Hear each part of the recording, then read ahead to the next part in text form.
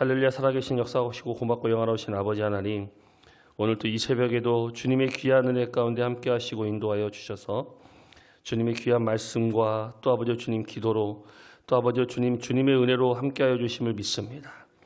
아버지 주님께서 이 시간도 이 새벽이라서 부르짖는 모든 기도 가운데 하나님께서 들어주시고 응답하여 주시고, 이 시간 또 주님의 그 귀한 말씀을 나눌 때 우리 모두가 다 은혜 받고 응답받는 그런 귀한 시간이 되게 하여 주시옵소서. 주님이 붙잡아 주시고 함께하여 주실 것을 믿사오며 예수님의 이름으로 기도드립니다. 아멘. 오늘 말씀은 시편 119편 49절에서 56절까지의 말씀입니다.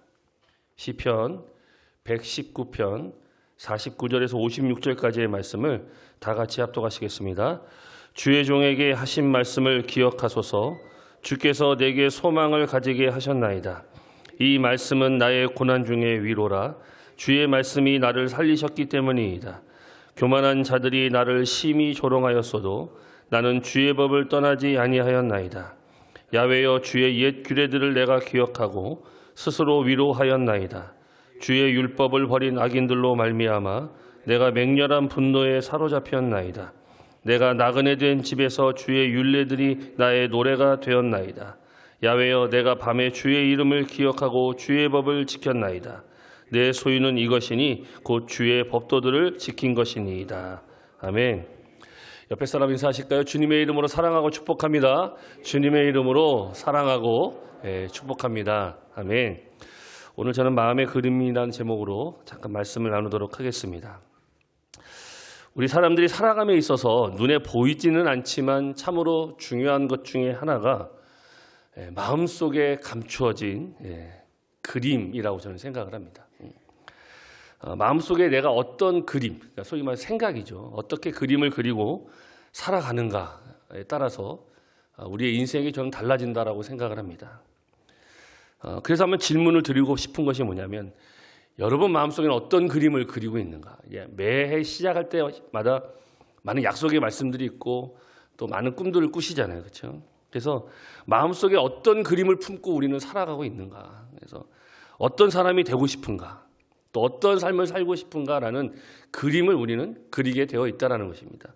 또 교회에 나와서 신앙생활하면서 1년이 지나고 2년이 지나고 10년이 지나고 20년이 지나고 나서도 하나님 아버지, 저는 이런 모습의 그리스도인이 되고 싶습니다라고 혹시 기도해 보신 적이 있으신가? 한번 질문을 드려보고 싶은 것입니다. 오늘 성경은 마음의 그림이 굉장히 중요하다고 이야기하고 있습니다. 어떤 그림을 가졌느냐에 따라서, 물론 세상 사람도 마찬가지고 우리 예수님을 믿는 우리 그리스도인도 마찬가지겠지만 특히 우리 그리스도인들에게는 반드시 마음의 그림이 중요하다는 겁니다. 오늘 시편 기자는 말씀으로 인도하신 하나님을 추억하면서 다시금 우리에게 용기와 믿음을 새롭게 해주는 말씀이 바로 오늘 본문의 말씀입니다.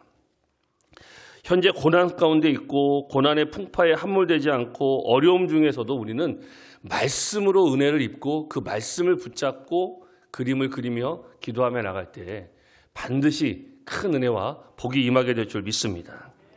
과거의 말씀으로 함께 하신 하나님이 지금도 여전히 함께하고 계신다는 거예요. 그래서 우리는 신앙생활 할 때 내가 기도하고 응답받았던 것들을 기억하면서, 이때는 하나님이 나에게 이런 은혜를 주시고, 이때는 하나님이 나에게 이런 응답을 주셔서 내가 그 일을 무사히 이겨내고 나갔다라는 그 믿음을 가지고 우리가 기억하며 나갈 때 하나님께서 우리의 더 믿음을 성장시켜 주시고 우리의 삶을 책임져 주실 줄 믿습니다.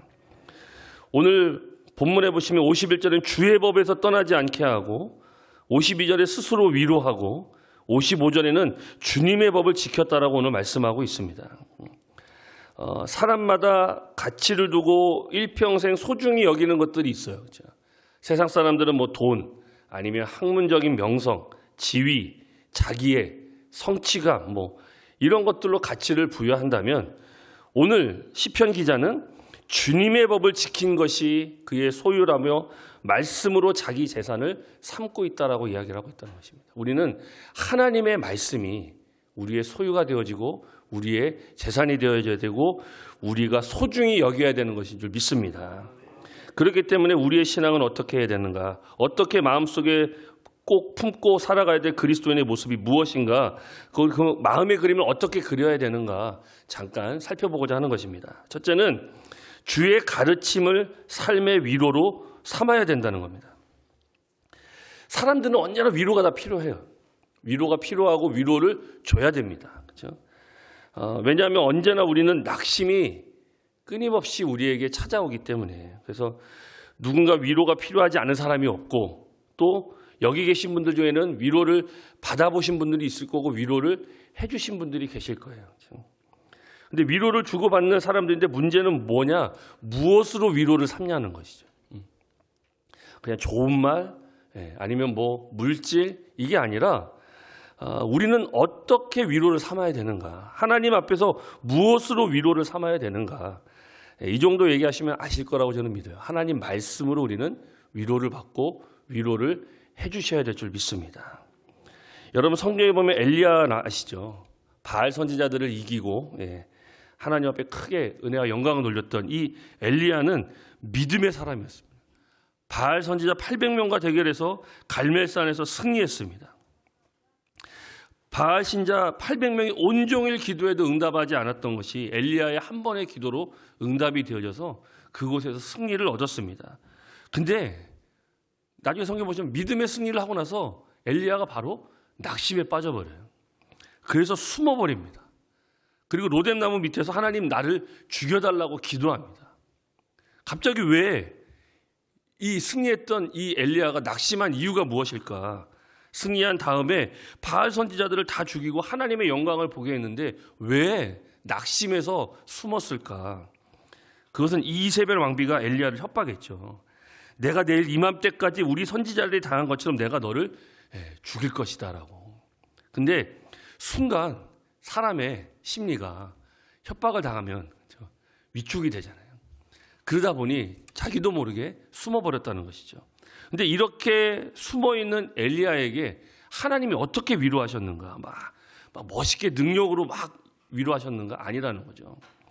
태풍 속에서 위로하지 않고 또 지진 속에 위로하지 않고 그냥 힘들고 어려운 이 엘리야에게 와서 딱 한마디 하셨어요. 엘리야야, 내가 왜 여기 있느냐? 이게 굉장히 중요한 거거든요. 엘리야를 책망하려고 하는 것이 아니라 하나님은 세미한 음성으로 우리를 위로해 주신다는 거예요.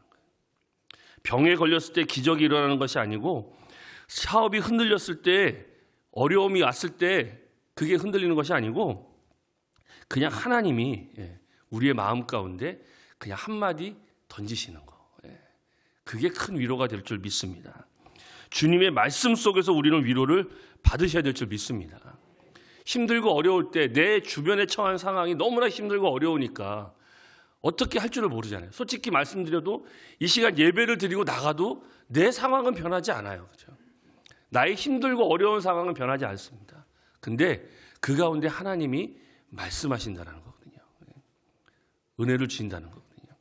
제가 예전에 제자훈련이라는 것을 하기 위해서 강원도 홍천에 가서 예수전도단이라고 하는 선교단체에서 훈련을 받을 때 그냥 이제 거기서 이제 제자훈련 받고 있는데 이제 수업이 다 끝나고 이제 씻으면서 양치질을 하면서 이제 세면장으로 가고 있었는데 저를 담당했던 간사님이 이제 어떻든 제자훈련이니까 끝날 때마다 레포트를 내거든요. 레포트를 내는데 그냥 저를 담당했던 소그룹 간사님이 지나가면서 상일 형제님 레포트 너무 잘 썼어요.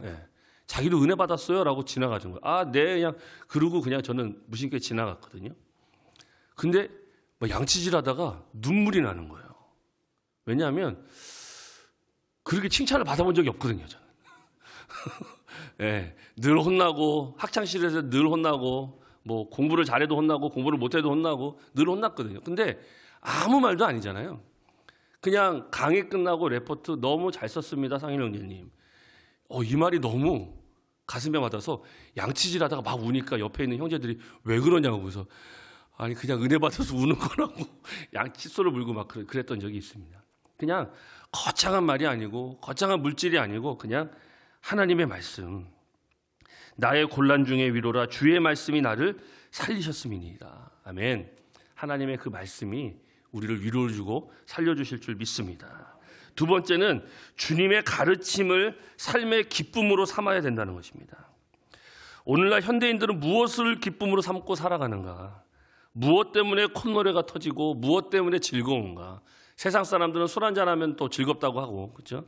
어떤 분들은 복권이 당첨되면 기분 좋다고 하고, 더 넓은 주택을 구매하면 기분이 좋아지고, 성공하면 기분이 좋아지고, 물론 그렇죠. 노래가 절로 나올 겁니다. 근데 우리 그리스도인들은 무엇으로 기쁨을 삼아야 되는가? 내 몸이 힘들고 사업이 어렵고 힘들어도 주님이 함께 하신다는 생각이 있어야 될 줄 믿습니다.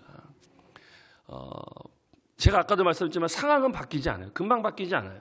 근데 한편으로 주님이 함께 하시고 계시다라는 그 믿음만 있다면 우리의 삶 가운데 기쁨이 넘쳐날 줄 믿습니다.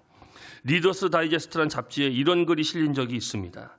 하루를 기쁘게 살기 원하면 이발을 하고, 일주일을 기쁘게 살기 원하면 멋진 옷을 사 입고, 한 달을 기쁘게 살기 원하면 자동차를 구입하고, 그러나 한 달이 지나고 나면 자동차 할부금 때문에 원망스러울 것이다. 6개월을 기쁘게 살려면 집을 구매하고, 1년을 기쁘게 살기를 원하면 새로 결혼을 해라. 이게 어떻게 보면 우리나라 실정에 맞진 않아요. 그렇죠? 미국 사람들 실정에 맞을 수도 있을 것 같아요. 그렇죠? 근데 왜 이거를 잡지에 실었을까?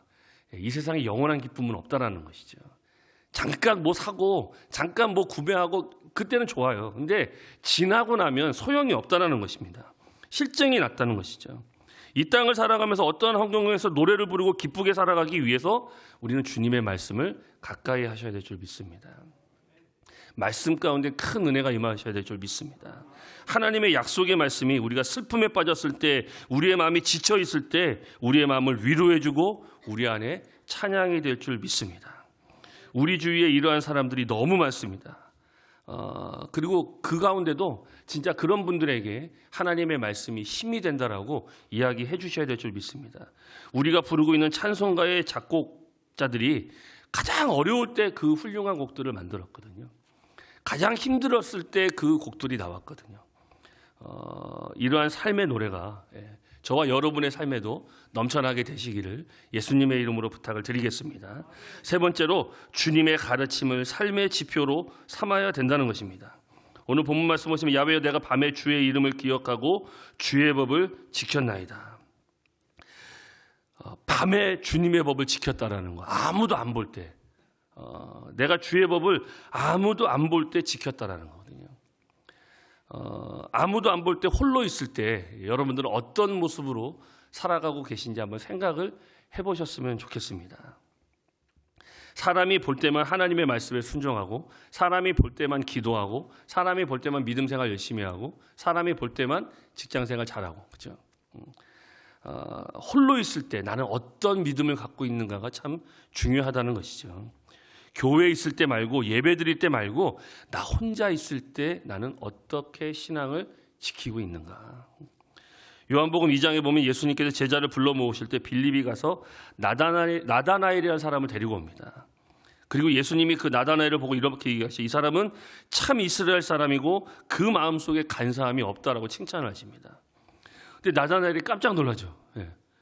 예수님 어떻게 저를 아시는가? 저는 처음 만나는데 나에 대해서 어떻게 알고 계시는가 깜짝 놀랍니다. 예수님이 그렇게 이야기했죠. 내가 무화과 나무 아래에 있을 때부터 내가 너를 보았다라고. 처음 만나는데 이 나다나엘에 대해서 이야기하니까 이것을 알 수 있듯이 우리가 홀로 있을 때 하나님은 우리를 보고 계신다라는 것이죠. 아무도 안 볼 때의 삶이 중요합니다. 교회에서 삶보다 가정에서 삶, 직장에서 삶, 사회에서 삶이 더 중요하다는 것이죠.